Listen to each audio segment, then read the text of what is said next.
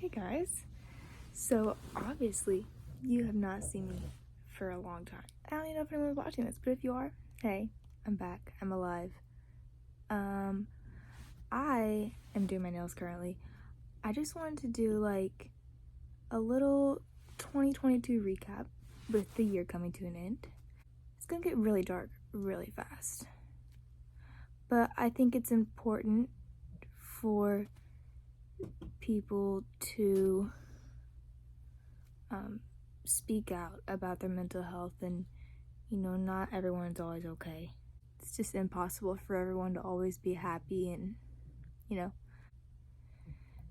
to start off, the ending of last year 2021 was really hard for me. It was really scary, not just for me but for everyone around me, for everyone who cared about me. And it is scary. Like, after my journey with my mental health, I've realized that I want to make mental health like more of a normal topic to talk about. I doubt anyone's gonna watch this, but I just want to post it out there to make me feel better. But yeah, so the end of last year I went through a really like dark, like I was like in a dark place, okay? And then it started in like November and didn't stop until November 2021, and then didn't stop until about March of 2022. Like I said, I went through a breakup and I was in a really dark place, and all of my friends had just kind of left me. I had like one or two people left, and I don't know, it's just really scary.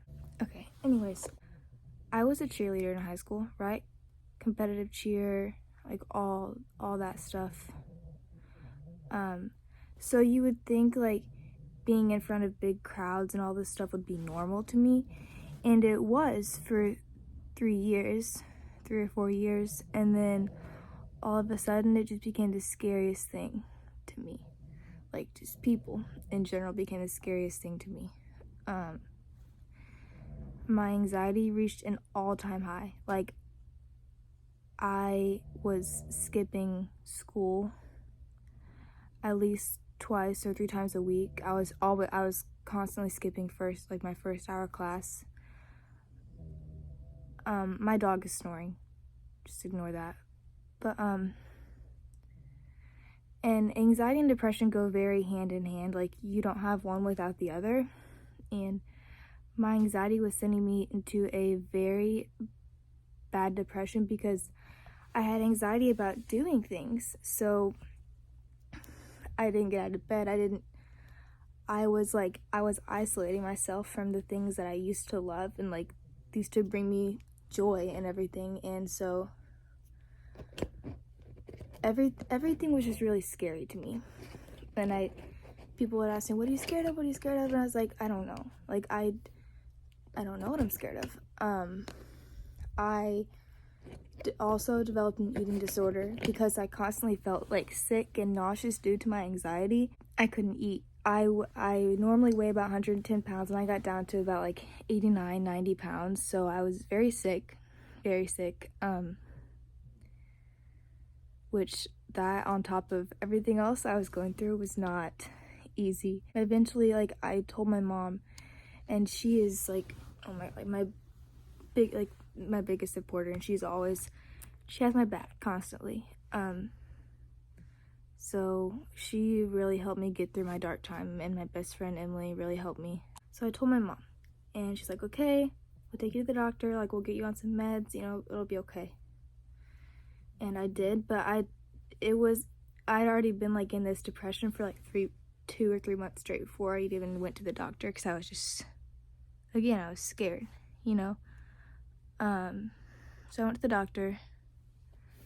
They did blood work and MRI on my head and all this stuff, and I was like, because I didn't know what was wrong with me. I mean, I didn't think that this was like, I didn't think I was okay. And obviously I wasn't, but I mean, like, I thought it was just something more than just mental health, because I didn't realize how much it can like affect your entire body and not just like you're sad, Like, I couldn't function. I couldn't go to school. I couldn't cheer. I couldn't hang out with people. I couldn't do anything that I used to enjoy doing. and it was really hard. And I turned to, well, since I didn't like really have anyone, I was like, okay, like I want a boyfriend, like I want a boy in my life. And that finding a boyfriend process was really hard. The boys that I was going after just wanted my body, I guess we'll put it that way. They didn't want me for me, they just wanted to use me and then get rid of me and go on to the next girl, which is terrible. But I would do anything just for attention and affection and love. That's not what I was getting. And so that sent me even more into a depression, because like, why does no one want me? Like, why am I not good enough? And it wasn't me, you know, it wasn't me, it was them. And then this just kept happening. Well, this was just like, I don't, like, it just kept getting worse until it started getting better, of course.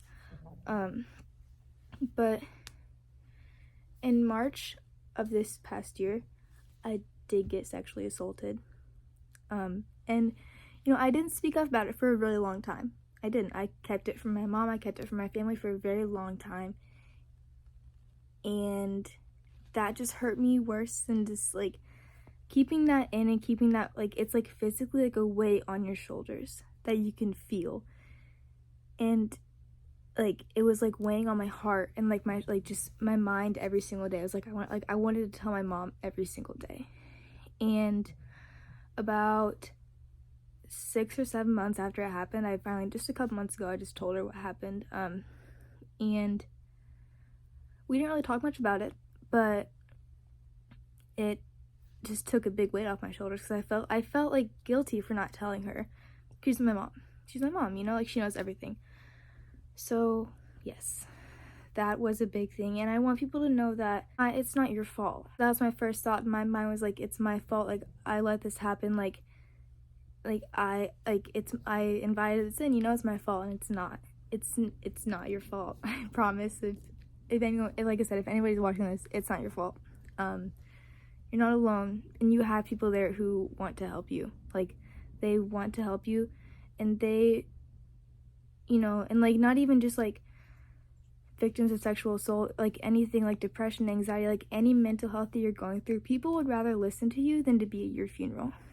That's like, just like think about that. Like, people would rather listen to you rant and cry and scream or whatever than to attend your funeral, you know? Like, it's just, and I know it's hard to talk about, like, because you really, like, I didn't feel like anyone cared. Of course they do, because people love me and they're there for me, but I didn't know until I had actually spoke up about it.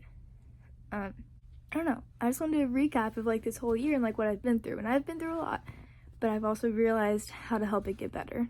This video is kind of everywhere. No one's, like I said, no one might even watch it, but if you do, I don't know, one thing that this year I've realized what I want to do is, like, I think I already said this, but I want to make mental health a more normal thing to talk about, and I want to, like, educate people on what it actually is. Like, it's not just depression means you're sad, anxiety means you're scared. It's not just, like, it's so much deeper than that, you know? Like, it's a fear for your life, really. Like, that's how I felt for 5 months. I felt scared for my life. It was really the most terrifying thing I've ever been through, and it's just, I don't want other people to feel like, I mean, like, obviously I can't change the way people are gonna feel, but I can help people. That's what I want to do. I want to help people. So if this helps even like one person or 2 people, like, it's gonna make me happy. And it might not, but I just want, I don't know what I'm trying to say, but this is everywhere and I just like can't stop talking. So now I'm better, I'm happy, and there's always days where I'm like, again, like, I don't feel as well. There's always like phases and times, like seasonal depression is like happening now, so it's kind of harder now, but I've been through it, so now I know how that I can get through it. Like, I can get to the other side, and I'll be okay. But right now you might not be okay, but you will be, and I know that, like, people say that and everything's gonna be okay, but you will be. Like, I promise you, even if it doesn't feel like it, you will be okay. I swear to you. Yeah, okay, I'm gonna go. If this helps anybody, please, that makes me so happy if it helps anybody. Merry Christmas, Happy New Year, and if anyone's watching this, thank you for watching, and